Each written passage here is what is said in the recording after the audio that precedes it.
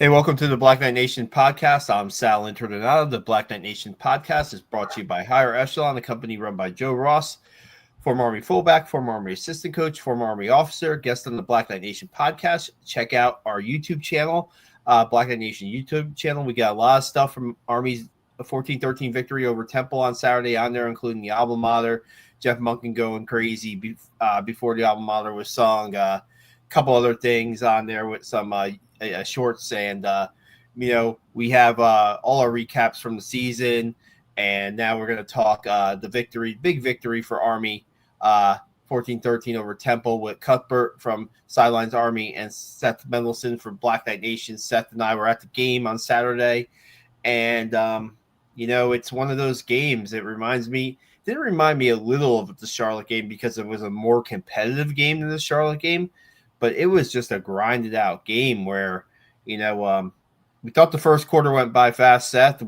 Second quarter took a little bit longer. And then the fourth quarter, when Army goes on that drive and eats up 9 minutes and 53 seconds, the last remaining time on the clock, and, doesn't score and gets a victory by a point, it's like, this is the way they win games. There've been a lot of close games this year. They've won a handful, they've lost a handful, and they were on the winning end this time. And you got to credit the offense, and it's a pretty good game all around for them. You can't really say too much about special teams because it was basically 2 extra points. But I don't know. Let's get Seth's thoughts first, and then we'll go to Cuthbert and we'll get into the game a little bit. Okay, well, thanks. I agree. A win's a win, and it wasn't the most exciting game of the year, but for sure. But it came down to the end. It was pretty exciting the last couple of minutes. I think it comes down to 3 things. One, you held Temple to just 6 possessions. Each team had 6 possessions, and their quarterback wasn't really able to get going. I think he finished with 157 yards, which is a little bit below his average, and didn't seem to be in his game. That's one thing. The second thing, I think the Army defense played great. They had a couple of they had a couple of drives. Temple did have a couple of drives that they stopped, forced him to take 3 field goal attempts. They missed the first one wide right and a little bit low, it seemed. They made the next 2. Of course, the crazy one was right before halftime to put them up 10-7. I'm sure we'll talk about that sequence for a bit. And then, of course, the third one they made in the third quarter or early fourth quarter, I think third quarter. And the third thing was the last drive. It's what I wrote about. It's 9 minutes and 53 seconds of ball control. I believe, am I correct? 2 fourth down conversions. Was it? Yeah, by Kale. Yeah. 2 fourth down. So 2 fourth down conversions that kept it going. And then, of course, the craziness of the last 2 minutes where the kid is actually falling down, not trying to score, because for all the right reasons. So the offense, I thought, did the right thing at the right time. I wasn't overly impressed with the total offense besides Kale with 36 carries and 121 yards and 1 touchdown. I guess Jake Rendina was the other touchdown. But they got the job done. They're now 5-4. To sum it up, the most important thing, they're 5-4 with 3 games to go. They got to win one of the next 2, Tulsa in a week and a half or 2 weeks, or UTSA. To get into a bowl game. And I think Tulsa's not such a great team. UTSA plays really well at home. The Navy game, just in case people don't know this, is played after the bowls are announced. So it doesn't count. If Army is 5-6 going into the Navy game, it's extremely doubtful, not impossible, but extremely doubtful they will get invited to a bowl game. So they got to win either Tulsa or UTSA. Cuthbert, what are your thoughts on the game? Overall thoughts, the way it went down, the way it finished, I happened to be on the end zone that they were driving down to at the end of the game and happened to get a pretty good video of Kale Helms sliding down, not scoring. What were your thoughts on the, everything that went down on Saturday? Army football is going to Army football, man. 6 possessions, 37-38 in time of possession. 66 plays while holding the opposition to only 46 plays. Temple had 3 plays in the fourth quarter for a total of 1 minute and 29 seconds, fourth quarter time of possession. This is Army football, man.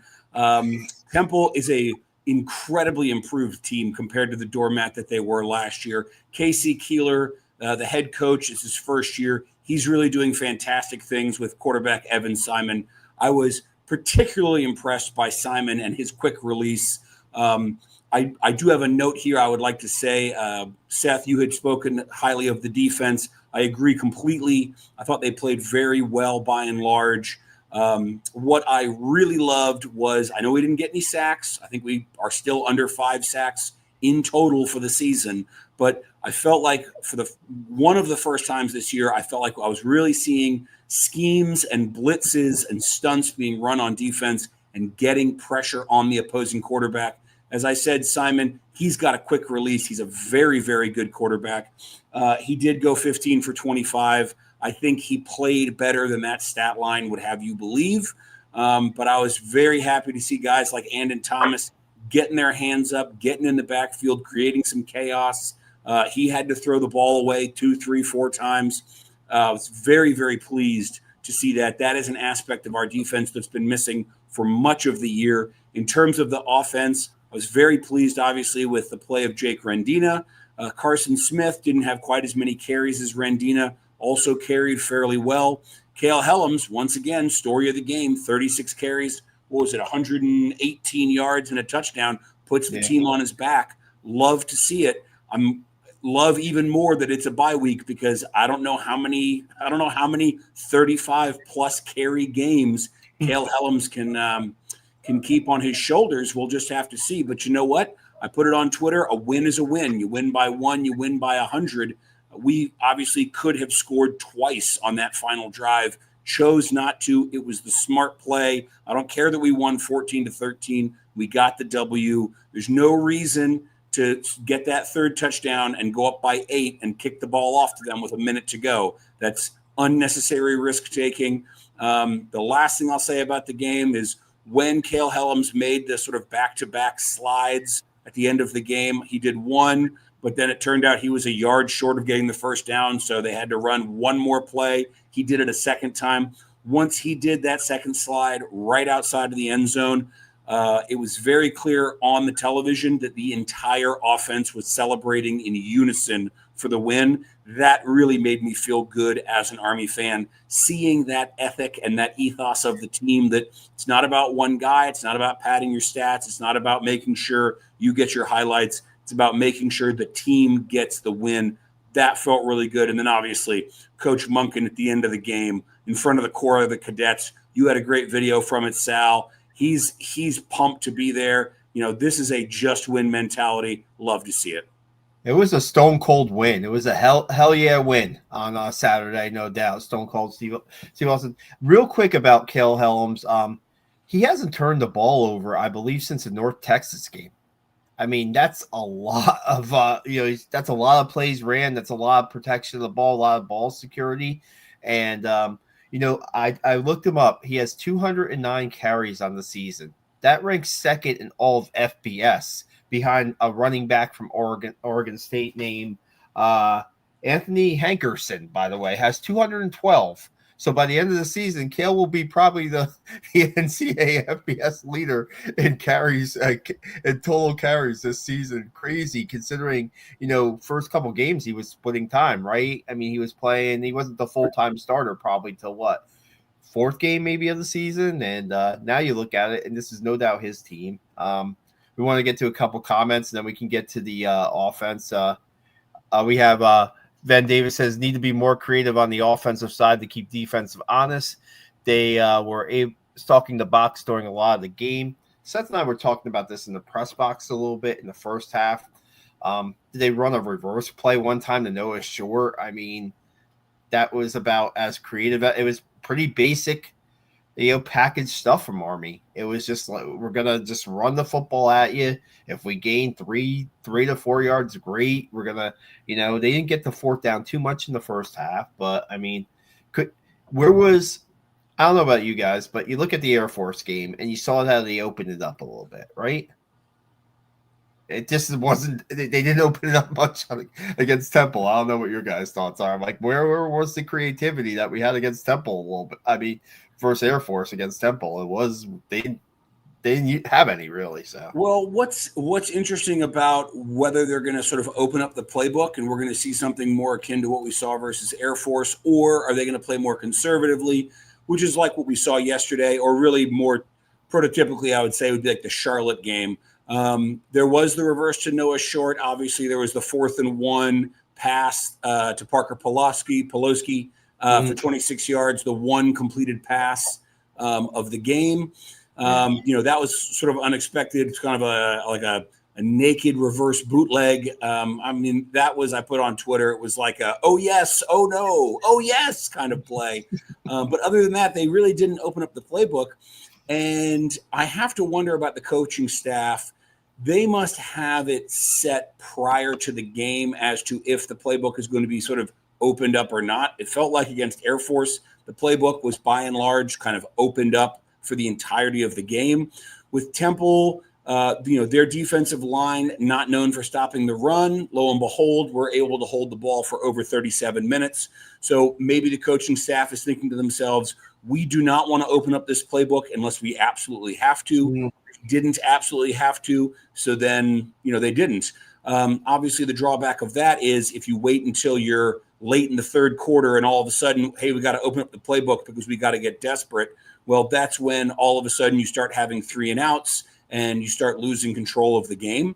So it's sort of this double-edged sword where it's, do you open it up from the beginning because you sort of need to give yourself enough rope to make the mistakes and play catch up? Or do you wait until the end of the game when any potential mistake is that much more devastating or drive killing? So, I can't answer that question. What I can tell you is we won, and that's all we needed. Yeah, Ven Davis says we must be saving plays for Navy, I hope. Seth, real quick, is this just the offense that we're going to get? I mean, we're already, 9 games into the season. Are they going to – don't expect them to change anything drastically. Still expect them to run, the flex bone offense. But, I mean, is what it is right now, do you think? Or Well, I mean, we are, to your point before, we are seeing them play differently against different teams. I came down the elevator after the game with some Temple. They might have been officials. They might have been fans. They were all dressed up in the Temple outfits. The guy said to me, he goes, boy, you guys run a 1920 offense, run, run, run, run, run. It was a great comment. I think the way these two teams matched up, they were pretty even. The exception was Evan Simon, who throws the ball a lot more than Kel Helms does. And besides that, I was kind of like, these are two teams like a boxing match. In my story, I said it was a chess game. And I think that the coaching staff decided beforehand, barring something strange happening, that this is the offense they were going to go with. And it was just, eat up those 4 yards, rely on Kale for 36 carries, which is outrageous for a quarterback.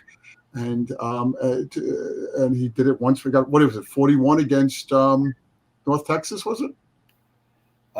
He had 41. I forget the game. It wasn't North Texas because he was in and out of that game, so it wasn't North Texas. Whatever game, it was 41. It was Kansas State. It was Kansas State.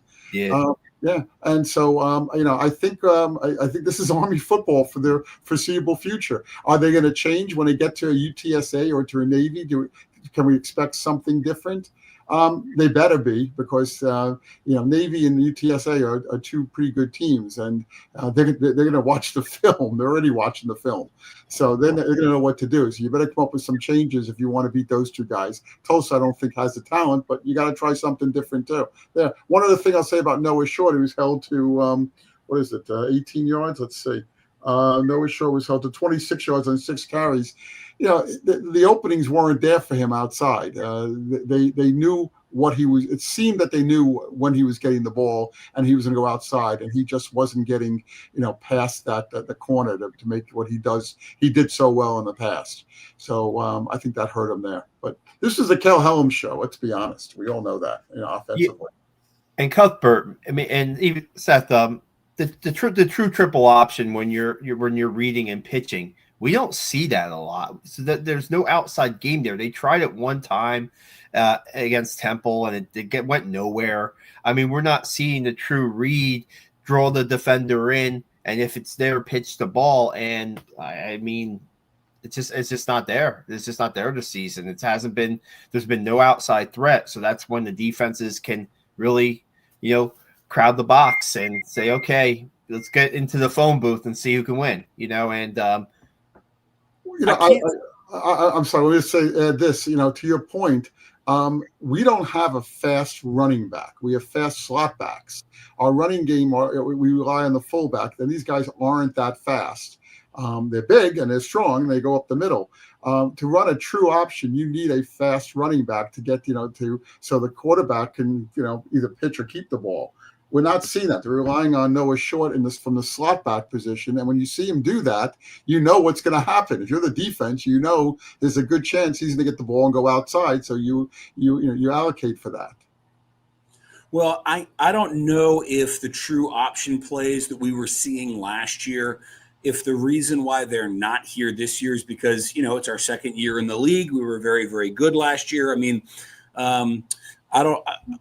the first real sort of memory I have of Noah Short and the impact he can have on a game was him going for whatever it was, 65 yards last year, untouched against Temple at the Link. I was watching that game with my father, on television, and he and I were slapping high fives. I'll never forget that. And, I don't know if teams are covering our option better this year because maybe we have not added enough wrinkles relative to the formations we were using last year. Maybe it's just that, we have a different personnel set, and the offensive line is different and our running back core is different. And obviously we've got, a new quarterback. Bryson Daly was exceptionally good at running the option and knowing exactly when to pitch it and when to make that read. That is, simple in concept, but difficult in practical, execution. So whatever reason it is, you're absolutely right. We are not getting that option that we were able to get last year. And unfortunately, it means that Noah Short's position, his role on the team, I would make it very akin to Tyrell Robinson last year. As a firstie, Tyrell Robinson, he came in, he was injured for much of the first part of the year, but we all sort of expected he was going to step in and be that dynamic, playmaking, big yard back, slot back, wide receiver, running back, wherever they wanted to put him, that we had seen in previous years. And unfortunately, statistically, it just didn't line up like that. Now, he was an integral leader on the team. He was fantastic for the younger players. He was great for the culture. He was absolutely a locker room guy who was able to contribute when he was able to. It's looking like that is the position that Noah Short is in this year. He only has one touchdown. Obviously, he's still dangerous. Obviously, we could still see some absolute highlights from him, in these last games. I'm just sorry to see for him on a personal level that he is not able to contribute on the field statistically as he was last year. But everything that every player says and every coach says is that he is an incredible leader. He is a mentor in many ways to a lot of the young guys. He's an integral part of the team in that respect. But unfortunately, whether it's our offensive scheme or just defenses being ready to go, he's not able to put up the numbers this year like he was last year. I wouldn't be surprised if we see a lot more Noah Short in the last couple of games of the year, especially UTSA and especially Navy, because you have to do something different. And I think he has to be involved. And maybe as a receiver, it may be running, doing some outside running. But I think they're going to use him. They have to use him if you're going to beat those two teams. I want to get to a couple comments here. I want to talk about the fullback rotation on Saturday. Briggs Bartosh, you get to the game on Saturday, don't really see number 29 out there. I checked the old American Conference X account because they post a player availability from both teams about an hour or two before the game, and Briggs Bartosh is on it, out for the game. So you figure Briggs Bartosh's role against Air Force was pretty big. He was the second leading rusher behind Cale Helms. You figure, okay, we're going to see maybe Briggs Bartosh start in this game. Well, he's not available, so they start Hayden Reed. Oh, actually, they start Jake Rendina, my fault, because they were backed up to the 1 yard line. So they start Jake Rendina, and you're thinking that, okay, this might be a situational thing. He's there to block, but Jake Rendina had a career game from Army. He had 9 carries for 42 yards, both career highs. He had 10 carries for the full season coming in before Saturday's game. If you check out Black Knight Nation's social accounts, you'll see our one-on-one interview with Jake Rendina on the field after the game. Great guy. Great to talk to Jake after the game. And he had his second touchdown of his career and first of the season. And guys, when the season started, I thought Jake Rendina would be a big part of this team with the loss of Kanye Udo. I thought he would be the guy to run in short yardage situations near the goal line, pick up some short touchdown runs. And, game 9, he gets his chance, and he's a guy who doesn't care whether he runs 1 time or 10 times in the game. He just wants the team to win. And it was a big game. It was a pretty important game for Jake Rendina. And, we didn't see Hayden Reed that much, 2 carries. Carson Smith, we didn't see at all in the first half. And here's Carson Smith in the second half, making the piles move and having some pretty big, pretty effective runs. So I guess we've been by committee the whole season to a point, right? So I guess we're going to continue be back by committee. And we're heading into the 10th game of the season. That's what we're going to do, I guess, right? Yeah. Yes, I agree. I think this really was sort of a career game for Rendina. I would agree with you, Sal, that in all likelihood he was on the field for that first drive as we started from the 1.5 yard line and then got moved back by a penalty to the 1/4 yard line. It's a game of inches, as it were. And I know that 9 carries for 42 yards and a touchdown is something of an inauspicious stat line, but for a guy like Jake Rendina, who is such a powerful blocking back, that's a huge game. He ran 9 times, Carson Smith for another 5. I know that's only 14 carries. That doesn't sound like much, but that's over 20% of our entire offense from the 2 of them. So, 14 carries for 72 yards and a touchdown collectively. I'm very pleased with that. We said earlier, Cale Hellams, 36 carries. That can't last forever. It's been running back by committee this year. Kanye Udo is not stepping back through that door. But I was pleasantly surprised, in the absence of Bartosh.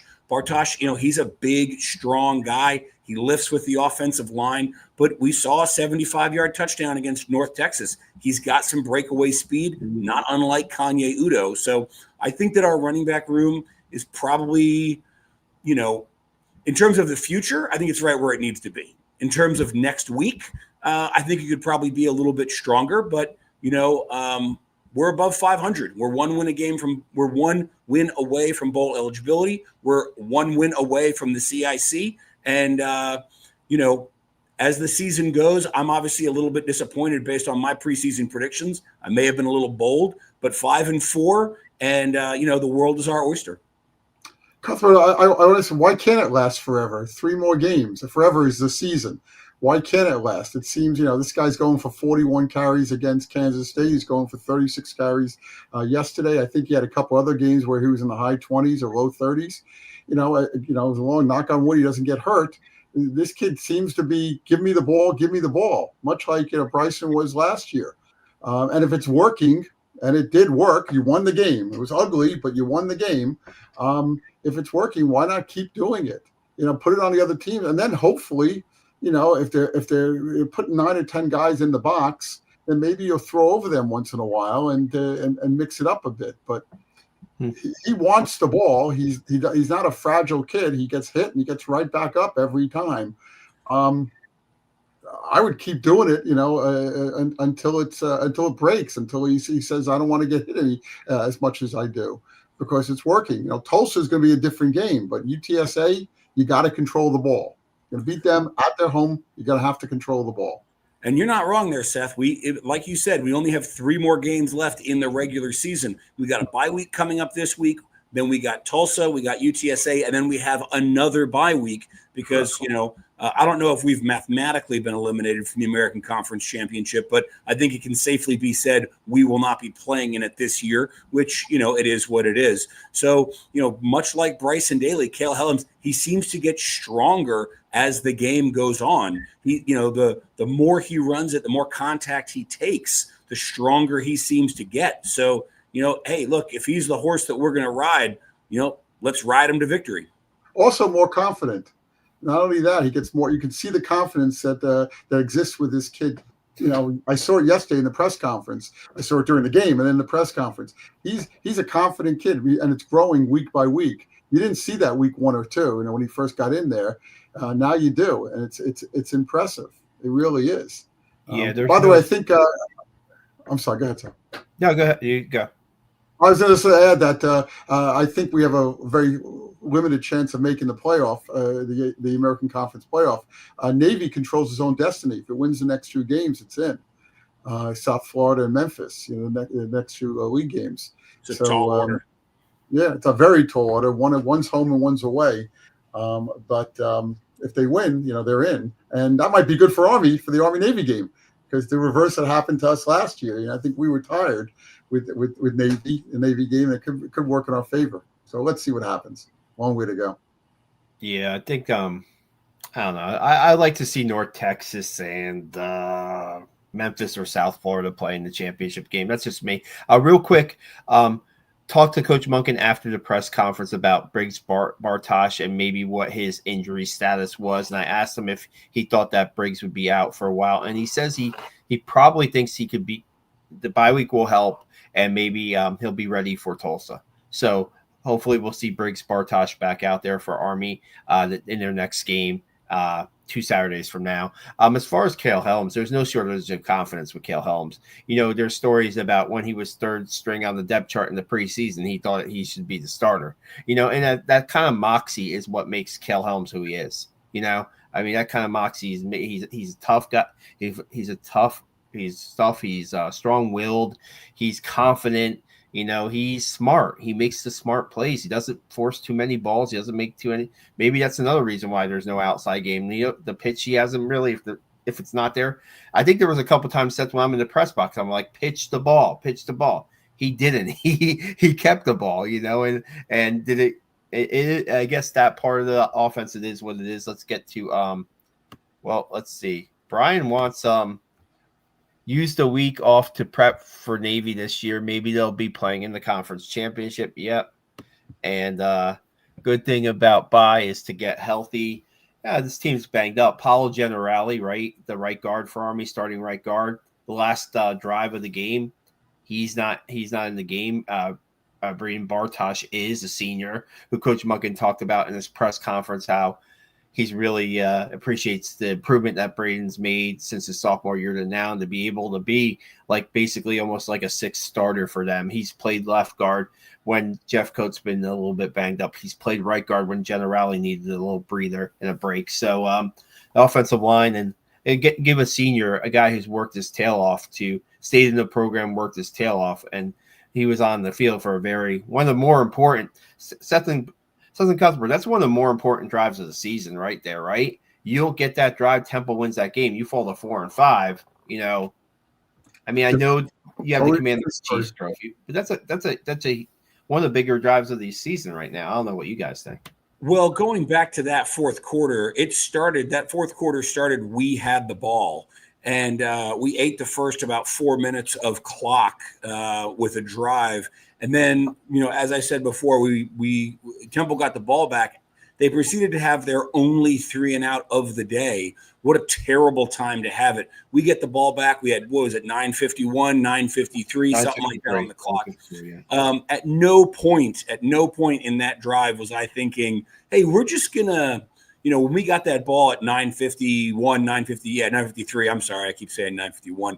I'm thinking to myself, all right, let's go get this touchdown. We'll give the ball back to them. They'll probably have 4 minutes or so, but we'll be up by 8. The defense has been playing well. We can hold out. We can get this win.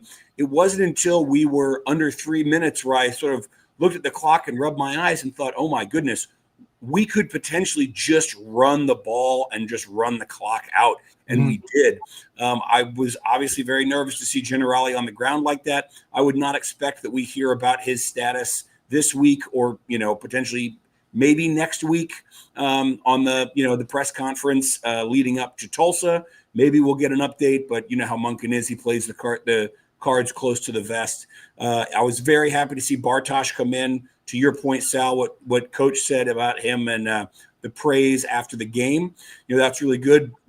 Paolo Generali, he is one of the stalwarts on the offensive line. He's one of the few who came back from the Joe Moore award-winning team of last year. So, if he's out for a prolonged period, obviously that's going to affect how our inside game is running, how our quarterback protection is running. Not that we're passing a lot, but that's all going to be things that are considered. So, beating a dead horse here, but the bye week's coming up at just the right time for us. Yeah, I want to bring up this. We haven't talked about this in the first half an hour. We have to get to this portion of the game. As great as they ran the clock management in the fourth quarter, I think as poorly they ran it at the end of the first half. And when you're driving on Temple's side of the territory, and I rewatched it this morning, when the third down play ends, there's 48 seconds on the clock. When they go to snap, I thought they were hurrying up on offense for that 4th and 1 that they didn't get. They had 2 timeouts left.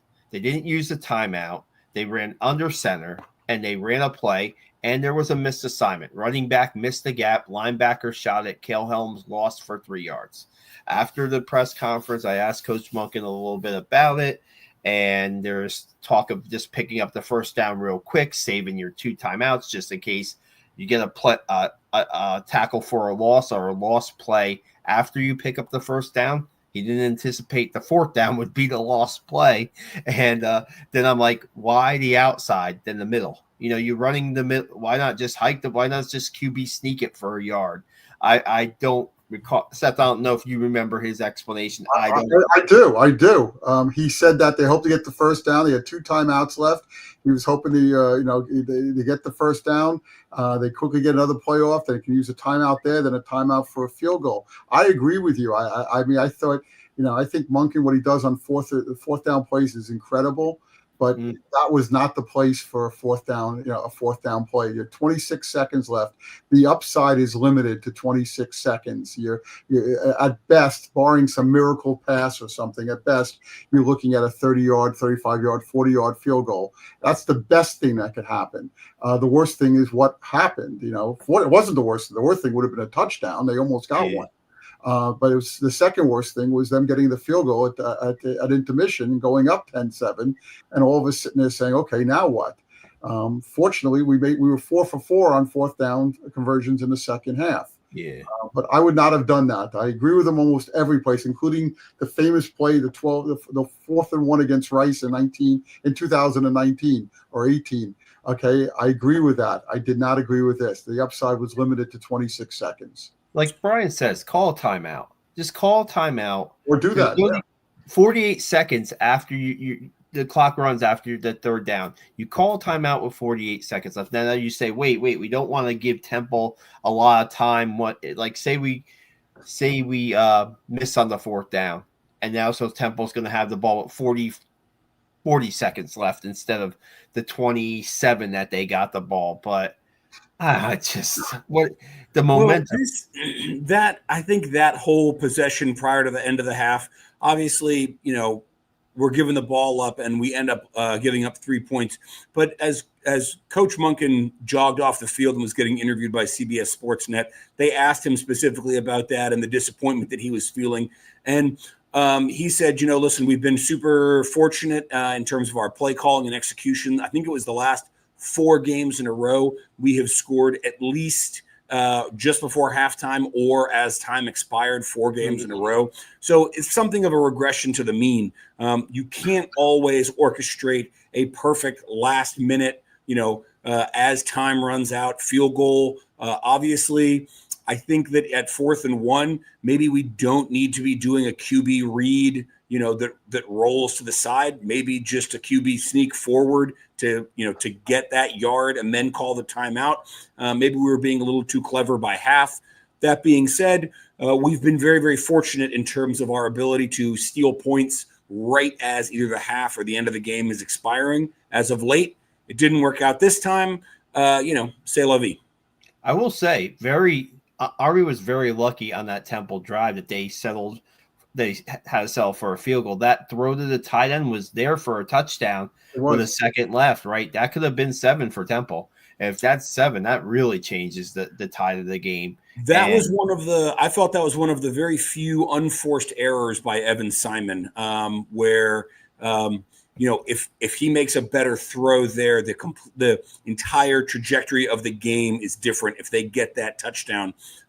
Doesn't mean that we couldn't have still come back and won, because clearly you could see we could have scored 2 touchdowns in that fourth quarter. True. But that's a very different game, and if they get that touchdown and then they get that field goal in the second half, I don't know if then maybe we're not winning the game. I don't know, but the long and the short was Simon played. Despite only going 15 for 25, I thought he played very, very well with his quick release, and he seemed to be, catching receivers right where they needed to be, sort of left and right. That was the one really unforced error by him that stuck out in my mind. And, Monken said it in the post game. It's something that I've been tracking all year. It was not until last week that Temple had even turned the ball over. They have thrown 1 interception and have lost 1 fumble. And both of those things happened last week, which means they went through their first, whatever it was, 5 games, 6 games, whatever it was, without a single turnover, which is incredible. And I think we saw that yesterday. Simon, he's not putting balls in the air that are likely to get picked off. Their running back core seemed to be holding on to the ball. They didn't fumble it. So, thankfully, neither did we. We had no turnovers. They had no turnovers. But that's a very well executing ball club. Yeah, no doubt. You can see why they turn the ball over. Let me add, we only had 3 penalties also for 15 yards. I think one was a holding penalty, right, Sal? I think there was a holding penalty. And the one penalty was that millimeter that they moved the ball back. I guess you got to – I don't even think it's 1 penalty for 0 yards on that false start to start the game out. There was one possession, like the illegal procedure on a half-yard line, and then the holding, which did, I think, stop the drive, if I remember correctly. And then it just killed the drive. It killed their drive, yeah. And we had no fumbles, no interceptions, no fumbles. We played a very clean game against a team that plays a very clean game. And Temple is 5-5, so they played 10 games so far, and they have 2 turnovers in 10 games, both coming last week, like you guys said. Impressive. They're an impressive team. They'll go bowling also, and that coach is doing some really good things with Temple. They were pretty. I was in Philly last year for the game, and they were a wreck. And this guy's really turning them around pretty quickly, which you can do in college football these days. You don't even remember who their coach was last year. We only had 3 penalties all game. Unfortunately, 2 of them were on our first drive. I had just made a note in my game notes that I was pleased with the number of offensive position sort of pre-snap shifts we were seeing prior to snap. One of those few things I always try and clock in on because I want to see more of those all the time. I had just made a note, hey, I'm seeing a lot of pre-snap shifts. This is great. And then it's 3rd and 5. Cale Hellam's empty backfield from the shotgun runs. I think it was like 13 or 14 yards. Turns out we had an illegal shift. 2 players shifted, did not get themselves reset. That's a penalty. That sets us back. That was the drive killer. So I had just commented, hey, this is great. I'm loving all these pre-snap shifts. We immediately get a penalty because of the pre-snap shifts on what should have been a converted 3rd down. So, when you only have 6 possessions in a game, a penalty like that is an absolute killer because we, to that point, we had converted a couple of times. We'd started on our 1/4 yard line. We were moving the ball. And if that possession keeps on going, and even if we only end up with a field goal, if our first possession's 8.5 minutes, 9.5 minutes, and we get a field goal, all of a sudden, we are exerting our will from the start. That is what we are trying to do. So while 3 penalties is a very clean game, it was potentially not as clean as it could have been. Yeah, no doubt. I want to get real quick I did some research and before we came on the podcast, because I thought that one of the plays of the game was the one completed pass on 4th and 1 to Parker Poloski for 26 yards, the longest play of the game. So I thought, man, when's the last time Army completed a pass on 4th down? Usually they're running Helms. Well, they've completed 6 passes now converted 6 4th downs passing the ball this year. It was a stat that I was shocked about. And one was Dwayne Coleman to Poloski in the ECU East Carolina game on 4th down. So I think, does Parker Poloski have 2 catches or does he have more this season? If he has 2 catches, they're both on 4th down conversions. I don't know if that's he might have another one in there. He probably has 3-4 catches, but 2 are on 4th down. They've ran 29. They converted 29 4th downs this year out of 42 tries. This is my stat. How many 4th down conversions do you think Cale Helms has out of the 29 this year? What would you say? How many do you think he has? I would think most. 25. Let's say 25, 26, yeah. He has 17 running the football. He's completed a couple passes too. Yeah, 17 running. You remember that wild touchdown pass he had against Kansas State at the goal line? I think wasn't that on 4th down? That was on 4th down. Pass, so yeah, because the only 4th down pass completions I can think of are that one, and then way back in the day when Kel Hopkins, I think it was Hopkins, threw to Kel Walker at Oklahoma in our first drive. It was like 4th and 9, and we threw a pass to Kel Walker for 1st down, and I erupted out of my seat. That's the only one that sticks in my mind. I think the surprise there is 4th and 1. You're thinking they're just going to give the ball to Helms, so that was the shock that they actually threw the ball on the 4th and super short and convert it. And if you watch that play again, like you said, Cuthbert, he's rolling out. There's a defender coming on him pretty quick, and that was a legit strike right there, man. Well, and you can see who the target receiver is on that play, and it's I don't know who it was, but it's a wide receiver or somebody in the flat, who's there for a 2.5 yard pass when you only need 1 yard, and he was covered well. So all of a sudden you've got a defender closing on Helms. You see who the obvious target is covered well. You're thinking, oh no. And then he airs it out. It was, that was a play that had every emotion in it. And then you see a little bit of Cale Helms' passing talent, because I don't know how many Army quarterbacks we've had in the past that can go to their 2nd or 3rd receiver on a pressure play like that. On a pressure play like that, you got to make a split decision. When Dina's not there in the flat, we're going to have to take a chance. And you have, like you said, Seth, he has the moxie. He has the confidence to throw that ball. I don't know if many Army quarterbacks would. Maybe Kel Hopkins might have. Maybe Kel Hopkins probably might have done that. But I don't know too many more that would have made that pass right there and completed it. So, well, one of the few things I've seen this year from Cale Helms that I feel like is very rare for an Army quarterback is actually throwing the ball away. When it's a designed pass and nobody's open and you're having to scramble, the pocket's breaking down, you're not able to run, you're not able to scramble for a couple of yards. I mean, Helms, he's very good at stepping back up in the pocket.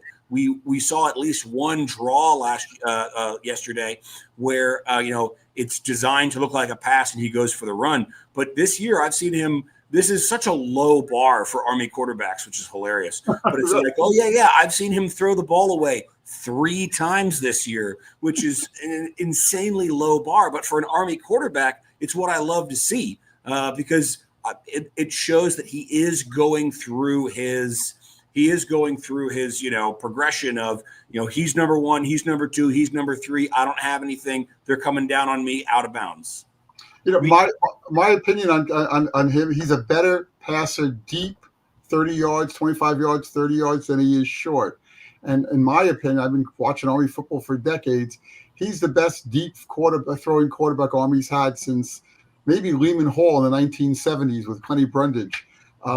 Nobody throws the ball 30 yards as well as easily as he does, and he's been completing some of these. When was the last time you saw an Army quarterback throw the ball consistently that deep and hitting people like he does? Well, let's air it out. Let's get it to the atom bomb. All right, I want to see Brady Anderson breaking down the sideline. Let's go. No targets yesterday. Any targets for the Atom Bomb yesterday? I don't think the Atom Bomb got any targets yesterday. It broke my heart. Real quick, Bryson Daly and Casey Reynolds connection was pretty good last year, and a lot of those passes were kind of on the. They weren't as deep as Cal Helms is thrown, but he had to air it out a little bit. Let's get to this comment, and then we got to talk some defense. And it's a good point. Don't take a sack, no negative plays. Yep, absolutely. You know who I saw take a lot of negative plays today? Jacoby Brissett, the Cardinals quarterback. Enough said. My venting's over. Defense. Let's talk about the defense. There were times in this game where I'm saying, man, they're just missing assignments here. They're missing assignments there. They're letting Temple move the chains here and there. But Seth, back to bend, don't break, right? I mean, just back to bend, don't break. And 13 points against Temple, that's a great showing. That was enough to get the W. Yeah, well, yeah, absolutely correct. This is 2 years of this, last year and this year. The defense just did everything they were supposed to do, and let's be honest, they scored that one field goal. 3 of their 13 points came on a very short field, and they managed to hold off a touchdown. So you got a little bit of luck there, but they managed to do that. So to me, the defense gets a solid A here for their performance. What do you think about their effort, Cuthbert? I mentioned earlier about the pressure that they were able to get onto Simon, at least getting in the backfield. I haven't seen the numbers about how many technical QB pressures hurries or whatever the stat is. I haven't had a chance to see that, but qualitatively watching the game, I felt like we were able to get to him and put him under pressure more than usual. I think that's fantastic. We've got to see more of that. I will say, the defense by and large, I was very, very pleased with. Andon Thomas in particular, he came out ready to play. The first 2 or 3 drives that Temple had, he was swatting balls down. He was getting in the backfield. He was really making his presence felt. There were, I wouldn't say that missed tackles were an issue all game. There were a few pretty evident missed tackles on the drive that Temple ended up scoring the touchdown in the first half.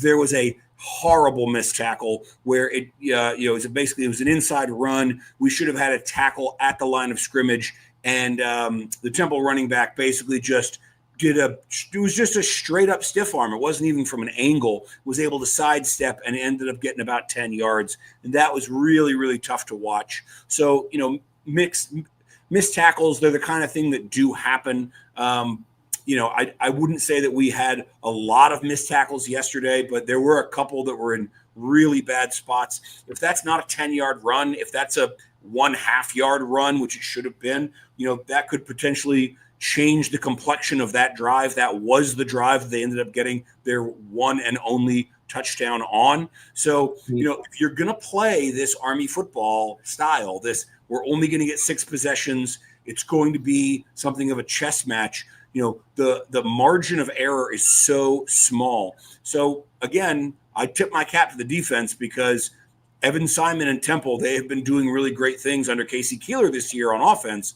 But, there's a reason why we only won by 1 point. It is a razor thin margin of error. So we got to minimize everything like that, minimize our penalties, minimize our mistakes, minimize our missed tackles to the nth degree. All that said, I am very pleased actually with how the defense played.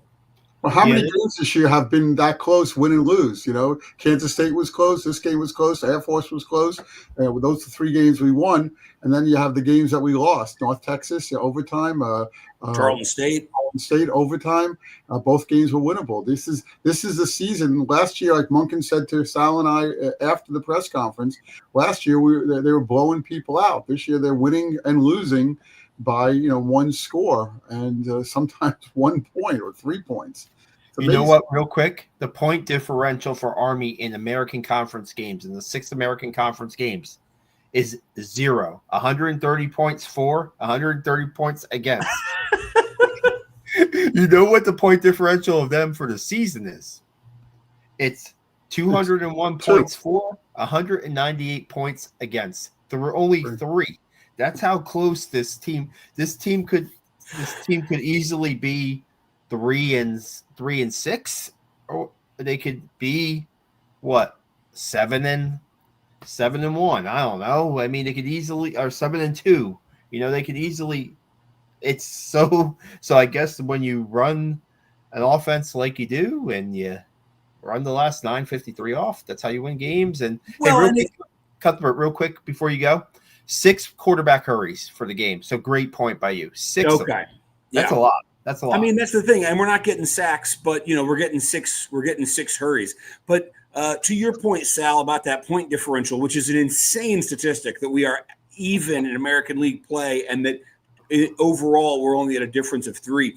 I think it speaks to the fact that Army this year, by and large, I think we're really punching above our weight. I mean, I do think we are better than our record would suggest, but the fact that these games are also razor thin, I think it speaks quite a bit to the tenacity of our team and our ability to overcome adversity.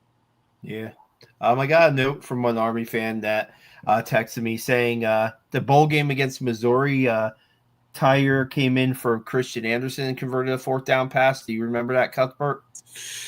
I remember that Tyler came in for the final drive of the game, which was that was the romantic culmination, very similar to the Tua Jalen Hurts situation at Alabama, where Jalen Hurts had been the starter, and then Tua came in, and then Tua gets injured at the end, and Jalen Hurts comes in and gets the victory, a year later before he transfers to Oklahoma, and it's the full completion of the circle, and the universe is in balance. And that was exactly what I thought when I was watching that game against Missouri, when Christian Anderson went out, and we were able to march down and then get that field goal as time expired. That was the Army karmic universe balancing itself out, where everyone got to get their props. And you know what I mean? Christian Anderson had fought all game, but then goes out with an injury, and his backup, who had previously been the starter, he comes in and gets the victory.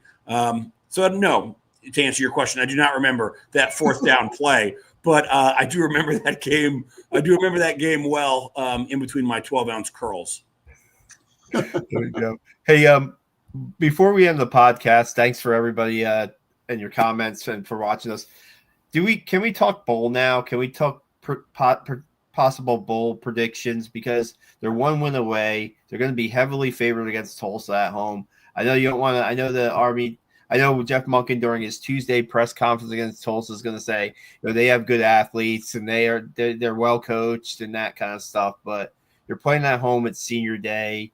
You don't want to take the bowl eligibility of UTSA on the road to solve. So I saw a projection where they're going, one ESPN prognosticator guru has them going to the Fenway Bowl, playing NC State.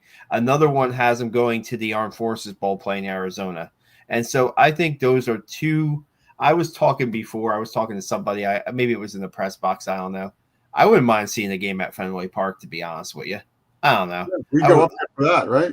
Yeah, I wouldn't mind seeing that. The Armed Forces Bowl, Army, get it. They've been there. They've done that. They won their Armed Forces Bowl trophies. How many do they have? 2 or 3, maybe 3 or 4. I don't even know.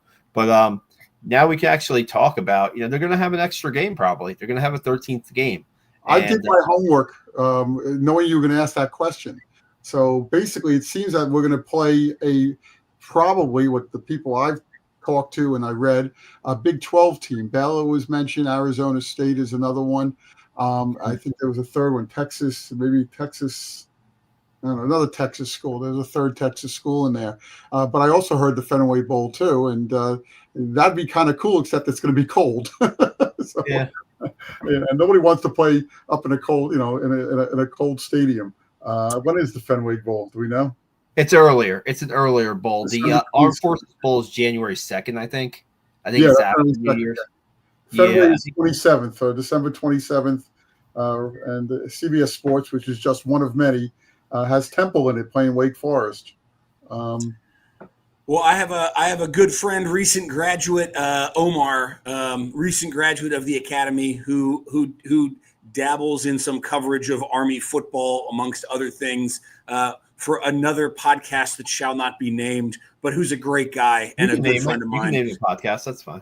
Well, I mean, he writes and is occasionally a panelist on As for Football. That's a great show with great guys. But Omar, who is he was class of 21, 22, he often waxes poetic about Army potentially attending the Fenway Bowl. He would love, or the Pinstripe Bowl, or whatever it's called. He would love to see that. From what I've seen some predictions that have us going against Baylor, as you said, Seth. I even saw one that said Penn State, and I think Penn State Army would be a great game. Two cold weather teams, two physical, hard-nosed teams. I know Penn State's obviously in a down year this year, but I would love to see that. All I can really ask for is just something to make up for the injustice of us last year and what we had to deal with. Listen, all props in the world to Louisiana Tech for getting to Shreveport to play us, but what an absolute mockery for a historic Army team to be disrespected like that. And I understand that the Independence Bowl had the largest payout of all other bowl games that American teams played in. And at the end of the day, it all comes down to money. So, okay, that's great. We got the biggest payout of any other team, and that's great for the program and for the athletic department. But I want to see us really play somebody, not a 5-7 also ran from an inferior conference. I totally agree. Give us a power conference team. Let's do this. Let's have a little fun. I mean, you saw what we did to Mizzou, as we were talking about earlier in the podcast. So, look, NC State would be fine. Arizona would be okay. I would prefer not to play Arizona State just because I do like Kanye Udo. I don't want some BS storyline about, Kanye Udo and he transferred and now they're playing each other. And it's like, look, that's just a load of bull that, I wish him well. And, he's had one really, really good game over there. Apart from that, he hasn't done much. All that, to say, I'd be fine with Arizona. I'd be fine with Baylor. I'd love to see Penn State. Doubt it's going to happen, but I'd love 3 and 5. It may not be getting enough. Well, right. Yeah. That could be the first problem, right? I think that prediction came out just before the games on Saturday. So yeah, we should have won that game. They should have won that game. I agree with you. And what we don't talk about ever is that the announcement came down. At least the world found out about the fact that Army was playing Louisiana Tech 10 minutes before the Army-Navy game started. We were in the press box now, and people started talking about, did you hear? Did you hear? Now, maybe it was out there already. I don't know.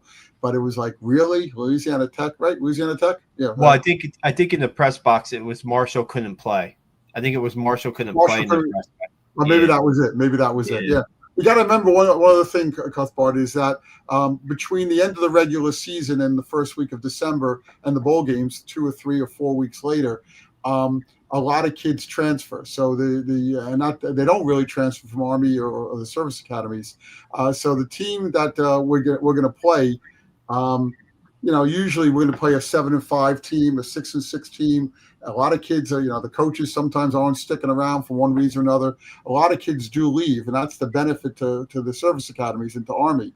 And I expect to see that no matter who we play, and I hope it's a named team like you just mentioned, they're going to be losing kids who don't want to play in a bowl game because they're going someplace else. They've already announced or something like that. So things have changed in college football. The bowl games matter to teams who are playing for national championships and teams like Army and Navy who are trying to make a name for themselves on a national level. All the better. So let's stomp them. So let's show them what it's like. Let's show them what it's like. I don't care if if we go up, let's say we play Baylor, and Baylor, after their last game of the season, half their offense and 2/3 of their defense transfer out, and we end up beating them 35-14 because of it. All the better. We should be punishing them. You know what I mean? If the NCAA wants to set it up so that guys can transfer basically anytime they want to, and as soon as it becomes obvious that the team is not going to be competing for a conference championship, and they go, oh, hey, I can call a medical redshirt on this one. I can transfer and get my 9th year of eligibility. All the better. Let's drive them into the ground. Let's make them hate the fact that they have to play us so that we can bully them around. I'd love to see nothing more. Yeah, Brian, that's how important yesterday's game was. Again, you beat Temple. So I don't know how the conference works. Say if Army and Temple finish with the same records, does Army get a choice over Temple because of the head-to-head win. I don't think it works that way, but like you said, Cuthbert, the American better throw Army a bone this year after the way that it was handled last year. Like you said, total BS. And let's see. Let's get the win over Tulsa in two Saturdays at Michie Stadium, and then we can definitely say Army has a 13th game. But the way it looks now, they're going to be going bowling for the second straight year, so that's great. Guys, thanks for watching us. I want to promo a couple things. Of course, I'm going to do quick thoughts online. I have a story about a commit. A defensive lineman from Florida who was at the game yesterday at Temple. He actually, before the game started, I think the story is he liked what he saw with Army. He liked the relationship he was building. I believe he committed before the game started yesterday. I'll have Trenton Corliss is his name. I will have a story on him shortly. Seth and I are going to be at Crystal Arena on Tuesday night. The top number 6 ranked right now Duke men's basketball team is going to be visiting Army, and so we're going to be covering that for Black Knight Nation. Seth will have the game stories. I'll take some videos, and we're going to see the Boozer twins play. They're going to honor Coach K before the game, so it's going to be really cool. The place is sold out for that game. I believe it's sold out for that game, so it's going to be cool to the basketball season is underway. And Cuthbert, let's give a congratulations to the Army women's soccer team for winning their first Patriot League tournament championship today. First since 2011. The Army women's soccer team beat Boston U 3-2. Bridget Duffy assisted. Seth, do you know Bridget Duffy from lacrosse? Of course. She assisted on all 3 goals for the Black Knights, and they're NCAA tournament bound for only the 3rd time in program history. Cuthbert. Listen, this is fantastic. I did a deep dive prior to the game today. I did a deep dive into Army women's soccer since the year 2000. Unfortunately, I could not find the statistics for 2018. So take everything I'm about to say with a grain of salt. But this was our 8th time in the Patriot League championship since the year 2000. Previously, we had been 2-5. So to come in and get this win, and we're headed to the NCAA tournament, is really just fantastic for that entire program. Bridget Duffy, 2-sport athlete. She's a star on the lacrosse field. She's a star on the soccer field. Crazy story, small world. Dear friend of mine was actually her English teacher in high school. So not that I know her, but just the sort of a small connection there. This is a fantastic team. We were not top ranked in the Patriot League. Boston University hosted this game as the number 1 seed for us to go in, and it was a tight game. We were up 3-1 late. They equalized with less than 10 minutes, not equalized, but they got one back with less than 10 minutes to go in the game. So definitely a little bit of the edge of your seat, but hey, more great things from Army athletics across the board. I got to add something too, if I could. I got 2 things to say. One is the Army Duke game. The fact that Duke is coming up to West Point. I don't know if they've ever have. Maybe back in the '60s they were, and that's all because of Coach K going to West Point, being the coach there, being the player, and of course he encouraged him to come up there. It's going to be a great game. That's one thing on Tuesday. So the game will be televised. If you can't get to the game, please watch it. I think Army put up a good show. Duke's a really good team. The second thing, and the Army lightweight sprint football team is undefeated and playing equally undefeated Navy at West Point on Saturday for the championship in their league, which is, I don't know the name of the league. I should, because I'm writing a story about it for this week. I'm writing 2 stories, one on the Coach West, who has led this team over the years, and they've done very well in the league. There's a couple of Ivies, and only 2 leagues exist in lightweight football, one in the Northeast and one in the Midwest, and Army Navy are the 2 best teams. His son, Kyle West, is the quarterback. He's a junior at West Point, and they're both undefeated, and they're playing on Saturday at West Point. I think it's an afternoon game, but I'm not sure. We'll have to check on that. But check it out. It's something cool. And if you've never seen a lightweight football game, it's the same rules, except nobody can weigh more than 177 pounds at game time. So your running backs are 177 pounds or less, and your defensive tackles are 177 pounds or less. So it's a very fast, fun game with a lot of action on both sides of the ball. And it's the CSFL, the College Sprint Football League. And unfortunately, it seems to be perpetually dominated by Army and Navy. I think mostly because the teams are full of guys who maybe were recruited to play football and maybe No. weren't quite big enough. I mean, I got a very close friend who was class of '99 who had gone to West Point. He was recruited to play football. Then he blew his knee out and thought, if I lost about 15 pounds, I could play sprint football. And so he ended up playing sprint football. That might not be why we dominate, but I think at least the last 4 or 5 years, the championship always seems to come down to Army versus Navy. But if you're telling me but we're hosting though, it's at Shea Stadium. Yeah, it's a regular season game. They don't play a championship game anymore. So this is it. Whoever finishes with the best record, if two teams are tied, like the Ivy League does, and this is it. They haven't played during the regular season. They always play the last week of the season, and they're always the best team. But according to Coach West, most of the players on the team are not. They call them big boy football players. That's the term he uses. These are guys that many of them don't know there's a lightweight football team when they arrive, and he goes out and recruits them. And they're good players. Occasionally, there is somebody who doesn't make the varsity team, and they're varsity too. Doesn't make the big boy team up the hill, as he likes to say, and he ends up playing for Coach West's team at Shea Stadium. By the way, the games are at Shea Stadium down by the Hudson River, and they usually get a couple of thousand people for the Navy game. So it should be pretty interesting. Real quick. Our sponsor, Joe Ross, his son JP is on the sprint football team.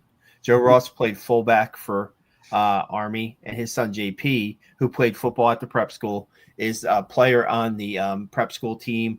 Otto Leon. Now, I don't know if you remember the name Otto Leon as a backup quarterback for Army. Six string quarterback. That is also in the 90s, right? In the 90s. 89, 90, yeah. There's an Otto Leon on the sprint football team. I'm thinking it's probably his son, probably Otto Leon's son. I don't know that for a fact, but there are some names there. Parker Williams is a guy who was on Army's big team roster, but found sprint football. We remember John Abercrombie from years back, the kicker, who was on the sprint football team, ended up being 8 of 9, I believe, on the 2018 team or the 2016 team. I get it mixed up, but he was.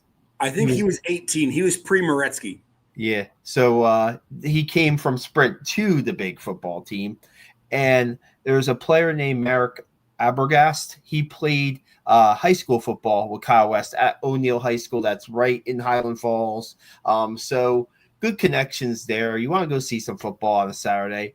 Army versus Navy. I bet you it's almost equally as competitive on the football field as the big game is, and it'll be fun. I'm glad you're covering it, Seth, and we look forward to reading the stories and look forward to seeing the outcome on Saturday. It's a football, so Army doesn't have a bye week this week, technically. The Sprinties are playing, so as they used to call them. I don't think they call them the Sprinties anymore.